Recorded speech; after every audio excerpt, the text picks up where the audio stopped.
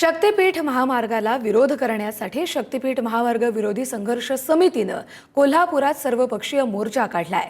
दसरा चौकातून हा मोर्चा निघाला असून तो कोल्हापूर जिल्हाधिकारी कार्यालयावर धडकतोय। या आंदोलनात आमदार सतेज पाटील आणि माजी खासदार राजू शेट्टी यांच्यासह मोठ्या संख्येने शेतकरी सहभागी झालेत। रक्त सांडू पण शक्तीपीठ महामार्ग होऊ देणार नाही असा आक्रमक पवित्रा या आंदोलकांनी घेतलाय।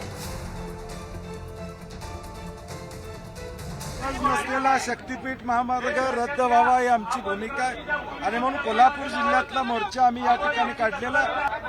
मला वाटते दडपशाही चाललेली आहे शासनाची, मोर्चा निघूच नाही यासाठी शासनाची दडपशाही चाललेली आहे। हा गरज नसलेला रस्ता आहे, या रस्त्याची काही एक आवश्यकता नाही। या रस्त्याला समांतर असणारा नागपूर रत्नागिरी रस्ता कोल्हापूरपर्यंत समांतर आहे आणि त्याच्यावर वाहतूक अतिशय तुरळक आहे।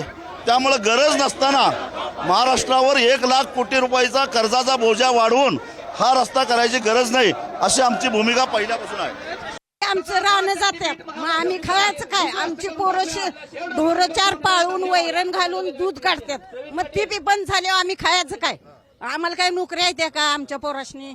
मग 1/2 एकर रान ती बी गेलं म्हणजे करणार काय? आम्ही मेलो तर चालेल, खरं तिथं आम्ही आडवं येणार। शेतकऱ्यांचा आक्रोश बघताय आपण की त्यांचा जो तोट्याचा विषय आहे, त्यामुळे शक्तीपीठ जो रोड आहे तो बंद झालाच पाहिजे। मला शक्तीपीठ रद्द झाला पाहिजे। आमची मुलं आहेत, आमची शेती जाणार, आम्ही काय खावा? आमचं शेतकरी आम्ही, आम्हाला शेती केल्याशिवाय आम्हाला पर्याय नाही। माझी 1 एकर शेती जाणार आहे।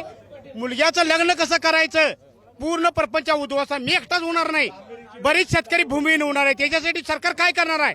आम्हाला सरकारी नोकरी दिली तरी पण नको।